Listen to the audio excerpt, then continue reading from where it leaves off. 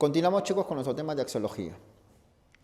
Ahora lo que corresponde analizar es acerca de las principales teorías axiológicas que la historia de la filosofía nos ha ofrecido. Teorías axiológicas son aquellas que reflexionan, problematizan acerca de los valores. Es muy sencillo. Básicamente, en líneas generales, tenemos dos teorías opuestas, el subjetivismo y el objetivismo. Creo que por su nombre ya lo puede sacar, ¿de acuerdo? Hay otras teorías, está el emotivismo o escepticismo también llamado, el socialculturalismo y el relacionismo, que también lo vamos a ver. Pero por ahora vamos a centrarnos en dos teorías opuestas, el subjetivismo y el objetivismo, que es muy sencillo y tú me vas a ayudar, ¿ya? Por ejemplo, mira acá. Si yo digo, por ejemplo, esto es bello porque a mí me gusta. Obviamente ahí, ¿quién está mandando? ¿El objeto o el sujeto? Esto es bello, esto es útil, esto es valioso porque a mí me gusta. ¿Manda el objeto o manda el sujeto? Vamos, manda el sujeto. ¿Y el sujeto qué es? ¿La cosa o la persona? El sujeto es la persona. Mira acá, por tanto, para el subjetivismo, y no mires la pizarra, para el subjetivismo, el hombre, el sujeto, ¿da el valor o descubre el valor? A ver qué crees. Para el subjetivismo, el hombre, claro. Para el subjetivismo, el hombre da el valor a las cosas. Entonces, si el hombre le da valor a las cosas, si el hombre le da valor a las cosas, entonces las cosas en sí mismas ¿son valiosas o no son valiosas? Responde. Si el hombre le da valor a las cosas, entonces las cosas en sí mismas ¿son valiosas o no son valiosas? Claro, las cosas en sí mismas no son valiosas, porque es el hombre quien da el valor, pues. O sea, las comidas no son ni deliciosas, ni desagradables, ni ricas, ni feitas, ni nada. Que sea delicioso o no, depende del sujeto, pues este cuadro no es bello ni feíto, depende de cada uno. O sea, las cosas en sí carecen de valor, porque es el hombre quien da el valor a las cosas. ¿Según qué escuela? ¿Objetivismo o subjetivismo? Subjetivismo, ese es el asunto. Entonces, para el subjetivismo, ¿las cosas en sí mismas son valiosas o no son valiosas? Ajá, por el contrario, para el objetivismo, ¿las cosas son valiosas o no son valiosas? Claro, para el objetivismo, las cosas ya en sí mismas son valiosas. Y lo que hace el hombre, ¿qué es? ¿Dar el valor o descubrir el valor? Descubrir el valor. Según escuela, objetivismo. Alguien puede decir como tú puedes decir. Por ejemplo, este este anillo de oro, imagínate un anillo de oro puro, de 24 quilates. Este anillo de oro vale en Perú, en Japón, en la Edad Media, en la época de los incas, en China, en Rusia, en Tailandia, en Venezuela. El oro sigue siendo valioso de modo universal, igual para todos. El oro en sí mismo es valioso y lo que ha hecho el humano es descubrir su valor. Ya, esa forma de referirse, de hablar, presenta un tinte subjetivista o un tinte objetivista.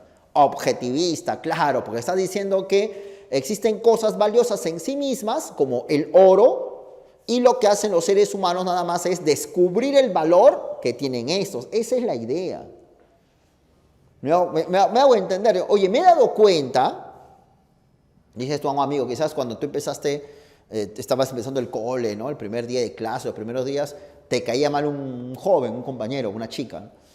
Te cae mal, pues, si ocurre eso, ¿no? Pero luego ya, ¿no? Tratas a esa persona, la tratas, y si te hace un buen amigo tuyo, tu mejor amigo, tu mejor padre, tu mejor amiga, Y tú le dices, ¿no? Conversando en la calle, caminando, pues le dices, oye, me he dado cuenta que tú eres un buen amigo, ¿no? Me he dado cuenta que tú eres una buena persona. Así le dices, ¿no? Oye, sí, me he dado cuenta. Antes me caías mal, pero ahora me caes muy bien. Me he dado cuenta que eres una buena persona. Mira esa expresión, ¿eh? Me he dado cuenta. Me he dado cuenta. O sea, no es que tú le has hecho buena persona a ese señor, a esa chica, no. Sino que tú te has dado cuenta de lo buena persona que es tu amigo. Lo que significa entonces que esa persona era buena gente inclusive antes que tú lo conocieras, ¿no? Ya, esa forma de referirse presentaría una posición favorable al objetivismo, porque sería insinuando de que existen cosas, personas en sí mismas valiosas y lo que hace el hombre es darse cuenta, pues. En cambio, para el subjetivismo es el hombre quien descubre el valor. A ver, ¿se has entendido? Yo te pregunto y me respondes, ¿ya? Y sin pizarra. ¿Quién sostendría de que, facilito más, el valor depende de la opinión de cada uno? ¿El objetivismo o el subjetivismo? A ver, el valor depende de la opinión de cada uno. El subjetivismo, claro, muy bien, muy bien. Otra, no te confundas. ¿Quién afirmaría que primero es la valoración y después el valor? ¿El subjetivismo o el objetivismo? A ver, primero es la valoración y después es el valor. A ver, ¿quién diría eso?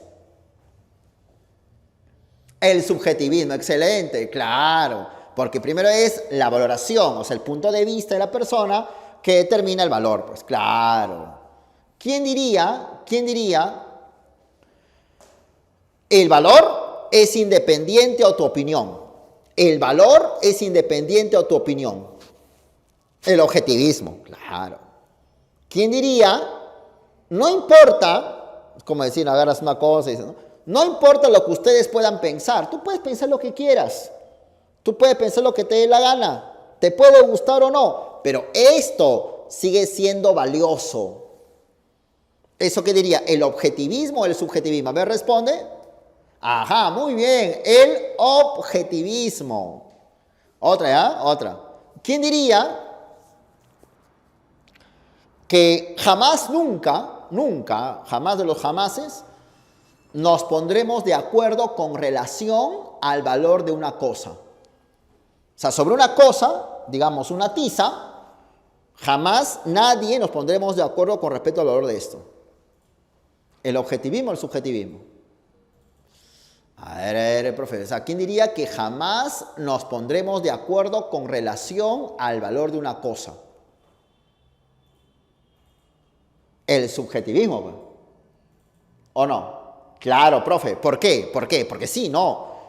Porque si el valor depende de la opinión, según el subjetivismo, y si las opiniones son diversas, entonces jamás nos ponemos de acuerdo, pues, porque sería como ponerse de acuerdo acerca de cuál es el color más bonito, o cuál es la carrera universitaria más interesante, o cuál es la comida más deliciosa. Pucha, eso nunca se pone de acuerdo, ¿no? Porque depende de cada persona. Es el subjetivo. Nunca hay acuerdo sobre los valores. ¿Quién diría que sí hay valores universales del cual todos podemos ponernos de acuerdo? ¿El objetivismo o el subjetivismo? El objetivismo, valores universales.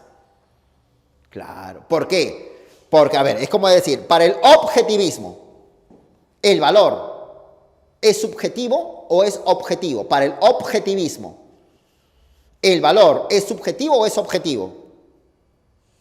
Para el objetivismo, el valor es objetivo, profesor. Por tanto, ¿independiente de las personas o no? Sí, al ser objetivo, es independiente de las personas. Y como vimos una vez, y cuando algo ¿es objetivo solo para uno o es objetivo para todos? Para todos. Por tanto, cuando el valor es igual para todos, ¿qué es? ¿Particular o universal? Universal. Ajá. Por ejemplo, a ver, para ser un poco más concreto. Por ejemplo, ¿te acuerdas de unos señores que decían que el hombre es la medida de todas las cosas? Un señor, un gran sabio muy famoso, que decía que el hombre es la medida de todas las cosas. ¿Quién dijo eso? Protágoras, el sofista. ¿Qué significa la frase? El hombre la medida de todas las cosas. Cada persona determina cómo son las cosas. Si las cosas son bellas, feas, útiles o inútiles, depende de cada persona. Por tanto, Protágoras, el amigo Protágoras de Abdera, el sofista, ¿qué sería? ¿Objetivista o subjetivista? ¿Vamos?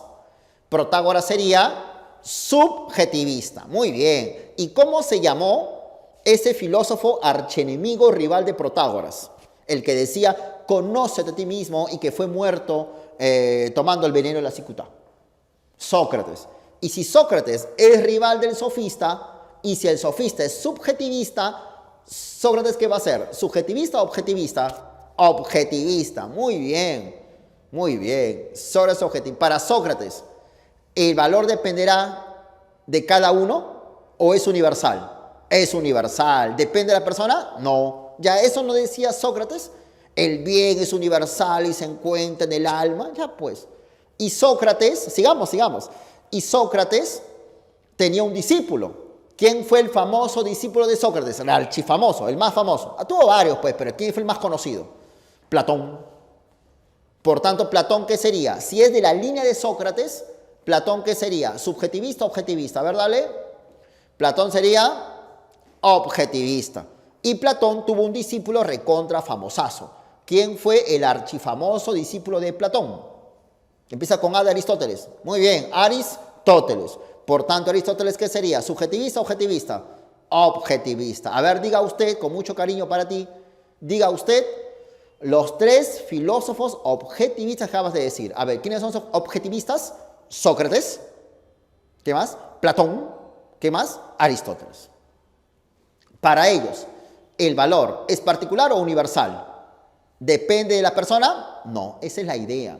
Entonces ya sabes, ¿ya? Los subjetivistas, mira para acá, los subjetivistas consideran de que el sujeto determina el valor. El sujeto manda. Es la persona quien le da, proporciona el valor a los objetos. Le da el valor. Y por tanto, los objetos, las cosas en sí mismas no son valiosas. Y en un sentido estricto, no existen valores como si fueran entidades, ¿no? Independientes, cosas. No, lo que hay son opiniones, valoraciones de cada uno. Que te gustan las mandarinas, que no te gusta ir al cine, que te guste el fútbol, que no te guste el fútbol. Esa es una opinión, ese es subjetivismo. Y por consiguiente, que si todo manda la opinión, es imposible, no es posible, establecer acuerdos universales sobre los valores. ¿De acuerdo? Ahora, dentro del subjetivismo, como tú puedes ver en la pizarra, hay filósofos que por ahí quizás hemos alguna vez comentado, sobre todo estos dos. ¿Te acuerdas que vimos una vez el periodo helenístico romano? ¿Ya? Vamos a repasar. Está dentro del subjetivismo el hedonismo y también está el utilitarismo. Hedonismo tiene que ver con placer. Como lo sabes, utilitarismo de beneficio, de utilidad. Hedonistas son Aristipo de Cirene, por cierto, discípulo de Sócrates, pero mira cómo le dio la vuelta, porque Sócrates, como sabes, es objetivista y él es subjetivista. Discípulo de Sócrates y el señor Epicuro de Samos, que es un genio materialista. Los dos consideran que el criterio para valorar es el placer. Si algo da placer a las personas, la persona le va a llamar valioso, bueno, útil, necesario o verdadero. Entonces, Aristipo es un filósofo que se opone a Platón, que se opone a esa línea aristotélica platónica que cree de que el final de la vida vamos a alcanzar la felicidad, ¿no? En el caso de Platón, en el mundo de las ideas. Entonces, Aristipo considera de que no, eso es una barbaridad, ¿no? Esperar algún día, cuándo ser feliz, ¿no? Yo trabajo para ser feliz, ¿no? Hay gente que habla así, ¿no? Yo estudio para ser feliz, Yo trabajo para ser feliz. Aristipo dice, ¿por qué no eres feliz ahorita? No, es que todavía estoy estudiando. Bueno, sácale gozo a eso, pues. No, ¿para qué tanto trabajas tú? Es que yo trabajo para ser feliz algún día. Ya, pero ¿por qué no eres feliz ahorita?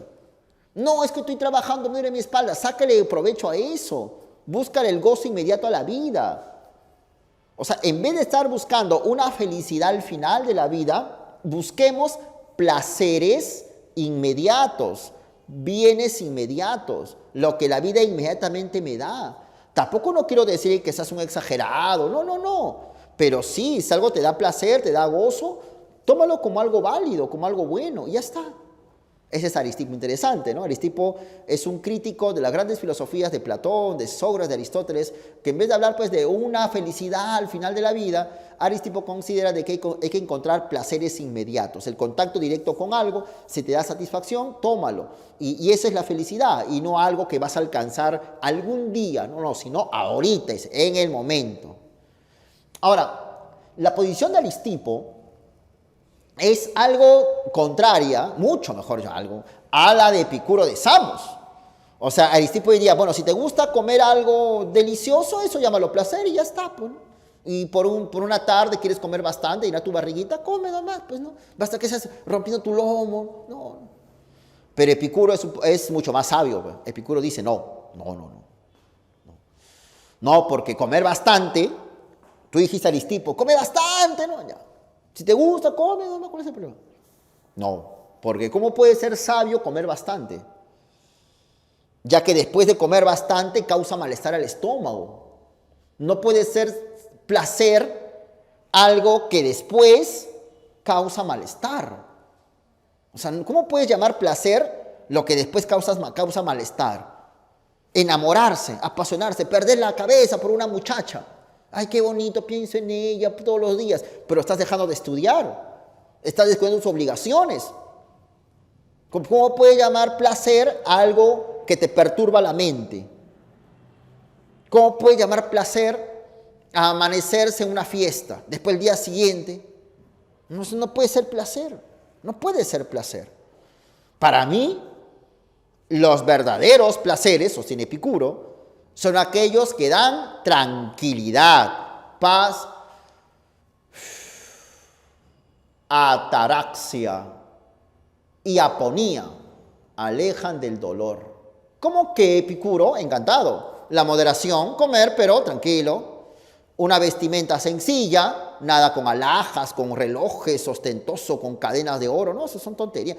Como tu camisita, tu pantaloncito, tu zapatilla, ya está. ¿Cuál es la...? ¿Qué quieres ostentar? Luego al final la que te van a cuadrar. Estás con miedo que te van a arrancar tu celular. Tranquilo nomás, tu celular chiquito, rotito, ¿cuál es el problema? Claro, eso ten tus cosas. La moderación, la vestimenta sencilla. Otro placer si quieres, la buena conversación. Tienes un amigo interesante que te cuenta de cosas. Tú, eso qué bonito, ¿no? Una buena charla. Los buenos amigos, ese es placer, no enamorarse, no. Un buen amigo es placer. Te ayuda, te aconseja, lo pasan bien, tranquilo nomás y cada uno a su casa. Pero existe un supremo placer que es el tetrafármaco, la filosofía, que nos enseña principalmente a no tenerle miedo a los dioses y no tenerle miedo a la muerte. Porque como una vez vimos, porque cuando tú estás, la muerte no llega. Y cuando la muerte llega, tú ya no estás. O sea, en español, jamás sentirás la muerte, porque la muerte no es nada para nosotros. Y eso solo te enseña la filosofía, porque yo soy seguidor de Demócrito. Y Demócrito nos enseñó que todo está hecho de átomos, y por consiguiente, si todo está hecho de átomos, entonces, cuando uno muere, los átomos se esparcen y nos disolvemos y se acaba todo. Y también no hay que temerle a los dioses, porque hasta los dioses están hechos de átomos, pero de átomos muy sutiles. Y Dios es feliz. Y si es feliz, Dios no tiene preocupaciones. Y si no tiene preocupaciones, no le importa tu vida ni la mía. Por eso puedes vivir tranquilo, ya que a Dios no le interesa a nosotros. Interesante Epicuro, ¿no? Entonces Epicuro es el filósofo hedonista por excelencia. Él considera de que no cualquier cosa es placer, sino aquello que da tranquilidad y paz en el alma. Ahora, por su parte, tenemos acá, miramos por acá, la escuela utilitarista. Escuela fundada por John Stuart Mill, pero Mill funda el movimiento a partir de las tesis de un señor llamado Jeremías Bentham. Ambos son filósofos ingleses de finales del siglo XVIII y principios del XIX. Bentham y Mill siguen la tradición empirista y además hedonista de Epicuro. Ellos consideran de que el hedonismo se ha malinterpretado. Porque, hedonismo, placer, te gusta el placer sexual, la juerga, la jarana. No, eso es una vulgaridad, pues. O sea, hay que ser bien tontín, que hedonista es pensar eso, ¿no? No. Nosotros, dice Bentham, somos hedonistas. Y John Stuart Mill también dice, somos hedonistas. Pero queremos dar una reformulación moderna. Para nosotros, dicen los utilitaristas, placer no es sinónimo necesario de gozo, aunque también es gozo, pero no es una equivalencia total, no es una igualdad. El placer incluye el gozo, pero placer es principalmente lo que ocasiona beneficio. Por ejemplo, que te paguen tu sueldo, eso es beneficioso, te da placer. Que te tomes una pastilla y te sanes, eso es beneficioso, es placer. Que te pongas la vacuna contra el COVID, ya no tienes preocupaciones, ya no te va a dar COVID, estás tranquilo y ese es placer. ¿Y es beneficioso o no es así? Que ingresa a la universidad, ¿es beneficioso o no? Sí, ¿no te da placer? Sí. O sea, si tú te pones a pensar, lo beneficioso es placentero, son sinónimos. No te olvides, para los utilitaristas ingleses como John Stuart Mill y Jeremías Bentham, placer y beneficio son sinónimos exactos. Ahora, en un sentido amplio, un utilitarista es aquel que afirma que las valoraciones dependen del beneficio que reciben las personas, en un sentido amplio.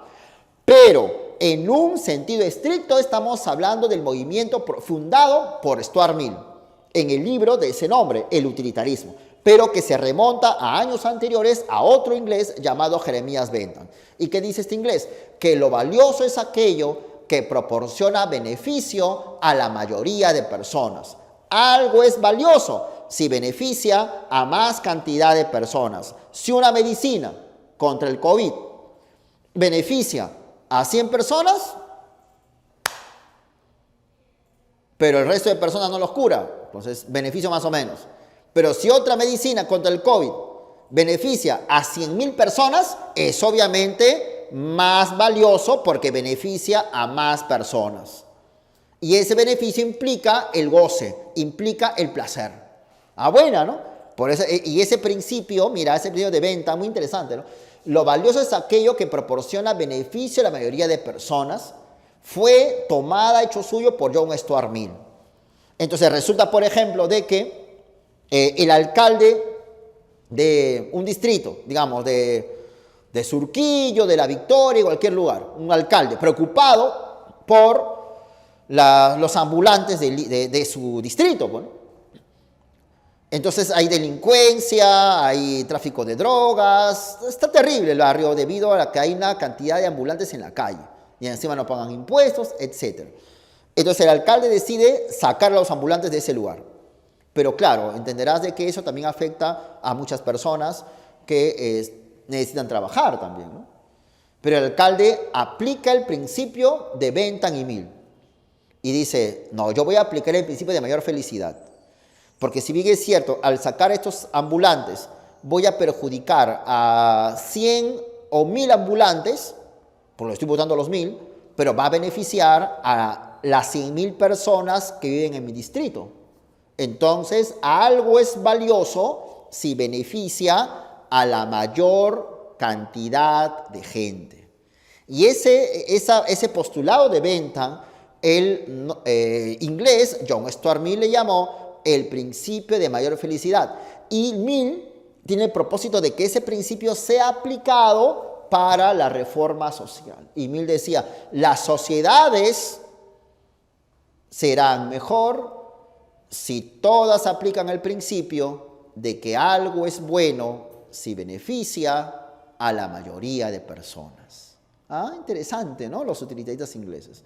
Muy bien. Entonces, hemos visto acá a grandes rasgos la tesis del subjetivismo.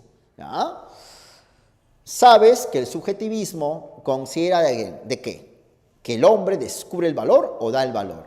El hombre da el valor, determina el valor, proporciona el valor.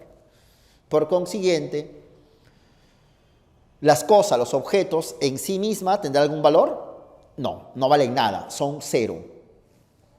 Y si son cero, tampoco existen valores ni cosas valiosas en sí. Lo que hay son solamente opiniones, valoraciones individuales de la gente. Y por consiguiente, no existen acuerdos universales sobre los valores, porque si el valor depende de la persona, de cada uno, y la opinión jamás va a ser universal ni absoluta, entonces no hay valores universales ni absolutos.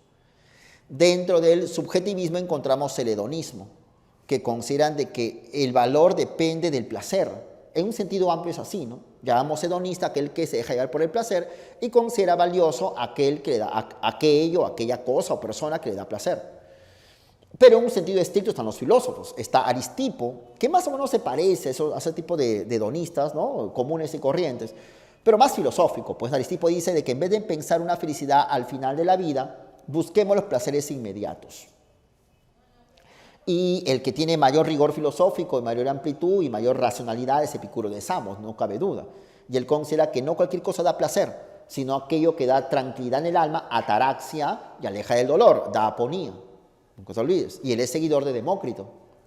Por su parte, están los utilitaristas, que en un sentido amplio se le puede llamar utilitarista, aquel que dice de que el valor, la valoración, depende del beneficio que cada una persona puede tener, ¿no? Si algo me parece beneficioso, me parece valioso. Ya, yo tendría una actitud utilitarista. Pero en un sentido más estricto está el movimiento utilitarista fundado por John Stuart Mill a partir del principio de Jeremías Bentham. John Stuart Mill es un inglés que escribió el libro El utilitarismo, tomando las tesis iniciales de Bentham. Ambos son ingleses y Bentham sostiene de que lo valioso es aquello que da beneficio a la mayoría de personas. Y ese principio, que Mill le llama principio de mayor felicidad, va a permitirle a Mill proponer una teoría social, donde la gente puede gozar de libertades, podrá gozar de justicia, si las sociedades se reformasen bajo el principio de que algo es bueno si beneficia a la mayor cantidad de gente. Hasta que sería esta parte sobre el subjetivismo.